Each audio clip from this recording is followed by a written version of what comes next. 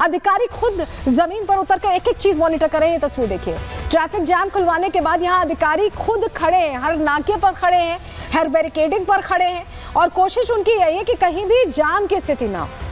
वो लगातार ड्रोन से भी मॉनिटरिंग कर रहे हैं। ये जो हम तस्वीर आपको दिखा रहे हैं, आप समझिए ट्रैफिक को हटवाने के लिए, जाम खुलवाने के लिए एक एक चीज को लेकर यहां मॉनिटरिंग चल रही है। वहीं प्रयागराज पुलिस कमिश्नर तरुण गौबा ने क्या कहा है इसको लेकर, कैसे मैनेजमेंट, क्राउड मैनेजमेंट किया जा रहा है, सुनिए जरा।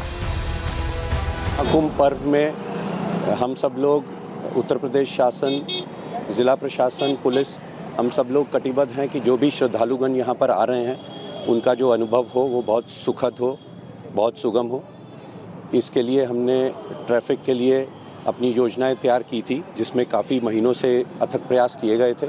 उन योजनाओं का हम सफल क्रियान्वयन कर रहे हैं। जो श्रद्धालुगण यहाँ पर आए हैं, करोड़ों की संख्या में उन्होंने स्नान किया है। हमारे लिए ट्रैफिक ज़रूर एक चैलेंज रहा है और बीच में कुछ फेजेस में, जैसे वीकेंड्स में भी बहुत भारी संख्या में वाहन का आगमन यहाँ पर हुआ था। उसको दृष्टिगत रखते हुए जो हमारा पुलिस बल यहाँ पर तैनात है, जो हमारे प्रशासनिक अधिकारी यहाँ पर तैनात हैं, अथक परिश्रम करते हुए उन्होंने जो भी सिचुएशंस आई उनको रिजॉल्व किया। अभी आप देखेंगे कि बहुत सुगम तरीके से यातायात यहाँ पे चल रहा है। तो यातायात चल रहा है, व्यवस्था सुचारू की गई है। माघी पूर्णिमा को लेकर लगातार जो सनातनी उनकी भीड़ पहुंच रही है, क्योंकि हर कोई इस महाकुंभ में आस्था की डुबकी लगाना चाहता है। लोगों का क्या कहना है, क्या उन्हें बदलाव महसूस हो रहा है व्यवस्थाओं में या किसी तरह की दिक्कत आ रही है, दोनों ही चीजें हमने जानने की कोशिश की। सुनिए जरा। योगी जी सर बहुत अच्छा देख रेख किए हैं, हम लोग बहुत दिल से धन्यवाद देते हैं दीदी, और बहुत अच्छा से हम लोग स्नान किए हैं, सारे ग्रुप के साथ आए हैं। बहुत अच्छी व्यवस्था है, बहुत अच्छी व्यवस्था है। योगी जी का काम कैसा लग रहा है? बहुत अच्छा लग रहा है, बहुत अच्छा काम है। मोदी जी और योगी जी का बहुत बड़ा सहयोग है यहाँ पे। जैसे उन्होंने दिया था स्लोगन कि दिव्य कुंभ महाकुंभ, वैसा ही कुंभ है, व्यवस्थाएं बहुत प्रॉपर है। चलिए, यानी व्यवस्था प्रॉपर है। कम से कम जो लोग पहुंच रहे हैं डुबकी लगाने, जो इसे तीर्थ क्षेत्र के तौर पर देखकर पहुंच रहे हैं, क्योंकि अगर आप तीर्थों में जाते हैं तो आपको थोड़ी मशक्कत तो करनी पड़ेगी भगवान का दर्शन करने के लिए। कोई उत्सव थोड़ी, कोई पार्टी थोड़ी जो आप पहुंच गए और तुरंत ही आपको एकदम वहां मौके पर पहुंचना, थोड़ी तो मेहनत करनी पड़ेगी ना भगवान को पाने के लिए, आस्था का अपना कहीं ना कहीं उसमें डूबने के लिए थोड़ी मेहनत तो करनी पड़ेगी। और लोग इसे मान भी रहे हैं, सुन भी रहे हैं। लेकिन अब योगी आदित्यनाथ ने विपक्षियों को भी आईना दिखा दिया है। क्या सीधा संदेश दिया है, समझिए। पहले जानकारी आपको दे रहे हैं। देखिए, सबसे पहले समझिए, 45 करोड़ लोगों ने अब तक कुंभ में स्नान कर लिया। ये बहुत बड़ी संख्या है। आप अगर सोचें कि एक छोटे क्षेत्र में इन्हें मैनेज करना इतना आसान होगा तो नहीं, लेकिन इसके बावजूद व्यवस्थाएं की गई, उन्हें एक्नॉलेज करना चाहिए। महाकुंभ में जन सैलाब जिस तरह से उमड़ा है, उससे विरोधी जरूर परेशान दिखाई दे रहे हैं। अखिलेश ने जाम पर सवाल उठाया, योगी की व्यवस्थाओं को उन्होंने फेल बताया। पहले भी उठाते रहे सवाल। अखिलेश के आरोपों पर योगी आदित्यनाथ भड़कते दिखाई दिए, नाराज होते दिखाई दिए। योगी ने अखिलेश पर निशाना साधा और कुंभ के दुष्प्रचार का आरोप लगाया। कहा कि वो दुष्प्रचार कर रहे हैं। योगी बोले कि जानबूझकर दुष्प्रचार कर रहे हैं अखिलेश। अखिलेश ने जीवन भर वीवीआईपी ट्रीटमेंट लिया है, ये भी कहा योगी आदित्यनाथ ने। यानी आप समझ लीजिए कि योगी आदित्यनाथ ने सीधे बता दिया कि इस मौके में भी सियासत खोजने के बजाय अगर अखिलेश यादव चाहते तो वो थोड़ी मदद कर सकते थे सरकार की। मुख्य विपक्षी पार्टी के तौर पर उनकी भी कुछ जिम्मेदारी बनती थी, लेकिन यहाँ भी उन्होंने सिर्फ सियासी मौका ही खोजा है। रिपोर्ट आपको दिखा रहे हैं।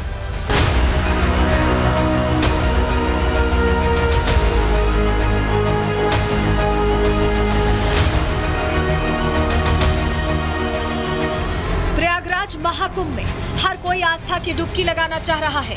भीड़ ज्यादा है तो थोड़ी परेशानियां भी हो रही हैं, लेकिन ये जो थोड़ी सी परेशानियां हैं, यही विपक्ष के नफरती एजेंडे का सहारा बन रही हैं। विपक्ष ऐसी ही कुछ छोटी मोटी परेशानियों के वीडियो के जरिए महाकुंभ को बदनाम करने की कोशिश कर रहा है। यहाँ तक कि संसद में बार बार महाकुंभ के जरिए योगी सरकार को कटघरे में खड़ा कर रहा है। और ये पहली बार हुआ होगा ऐसा कि लोग 300 किलोमीटर के जाम में फंस गए। न केवल एक मुख्यमंत्री सभापति महोदय, उन्हें 2-2 मुख्यमंत्रियों को लगाना पड़ा कि कैसे जाम रुक जाए। ट्रैफिक मैनेज नहीं कर पा रहे हैं आप। हर शहर में ये कहा गया कि कोई शहर से निकले नहीं, सब के सब वहीं पर रुक जाएं, आगे नहीं जा सकते, दर्शन नहीं कर सकते। अगर ये सच्चाई नहीं है, सभापति महोदय, सब बॉर्डर सील हुए हैं। जितना भारत के लोग सब बॉर्डर सील हुए हैं।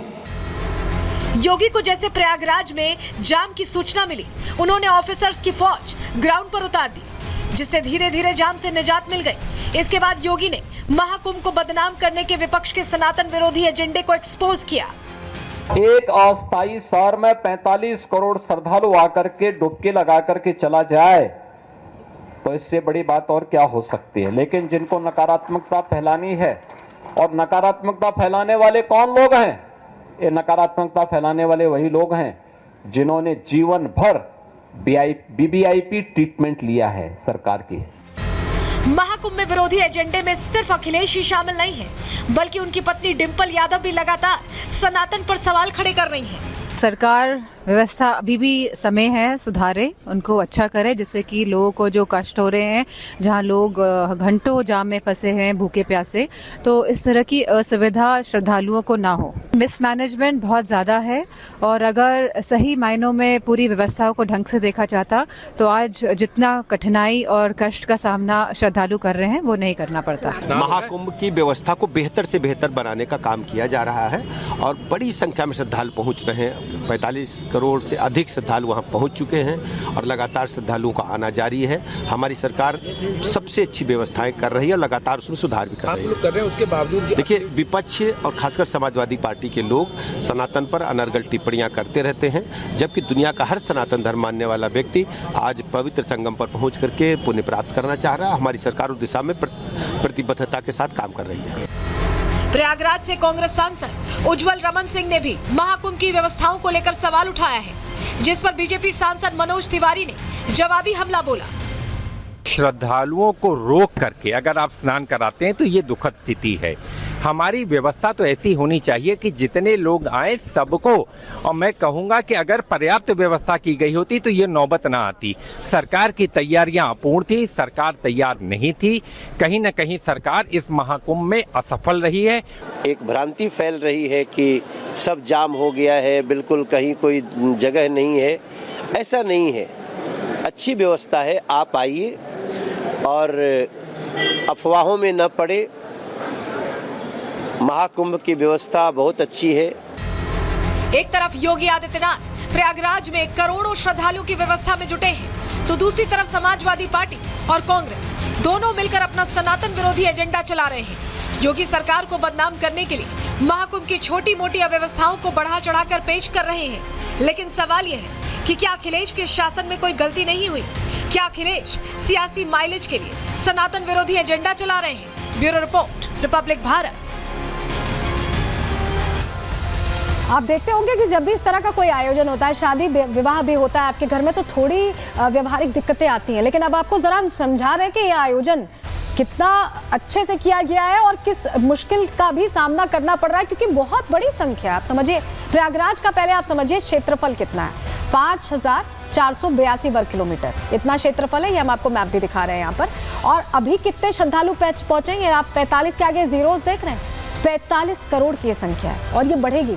इतने क्षेत्रफल में 45 करोड़ श्रद्धालु जब पहुंच रहे हैं तो थोड़ी बहुत दिक्कतें तो आएंगी। क्षेत्रफल इतना बड़ा तो नहीं है, और कई देशों की तुलना आप देख लीजिए। इसमें सिर्फ प्रयागराज की तुलना हम अगर अमेरिका से करें तो आप समझिए 98 लाख वर्ग किलोमीटर का दायरा है, और यहाँ पर कुल इनकी जनसंख्या 33.49 करोड़ है। आप देख रहे हैं महज प्रयागराज में छोटी से वर्ग क्षेत्र में कितने लोग पहुंचे हुए। रूस से भी कंपैरिजन कर लीजिए आप। यहाँ पर 1.71 करोड़ वर्ग किलोमीटर का दायरा है और जनसंख्या कितनी है? 14.38 करोड़। वहीं यूरोप की बात कर लेते हैं, 44 देश आते हैं यूरोप में, 74.23 करोड़ सारे देशों को मिला ले तब इतनी इनकी जनसंख्या। और 45 करोड़ तो यहाँ भारत में अभी प्रयागराज में स्नान ही कर चुके हैं 1 महीने में। खाड़ी देश की अगर बात कर लें तो यहाँ पर 7 देश आते हैं और 5.64 करोड़ इनकी जनसंख्या। मिडिल ईस्ट की बात कर लें तो 17 देश आते हैं, 37.1 करोड़ इनकी जनसंख्या। जितनी इन देशों की जनसंख्या है 100 देशों को मिलाएंगे तब 45 करोड़ लोग बनेंगे जो यहाँ पर स्नान कर रहे हैं 5482 वर्ग किलोमीटर में। तो सवाल पूछना तो बहुत आसान है, लेकिन ये समझना भी चाहिए कि एक सीमित क्षेत्र में जब इतने लोग पहुंचेंगे तो व्यवहारिक दिक्कतें आएंगी और सभी को उसमें सपोर्ट करना होगा, चाहे जो लोग दर्शन करने आ रहे हैं, चाहे जो प्रशासन के लोग हैं, या विपक्ष को भी इसमें सपोर्ट करना चाहिए। चलिए आगे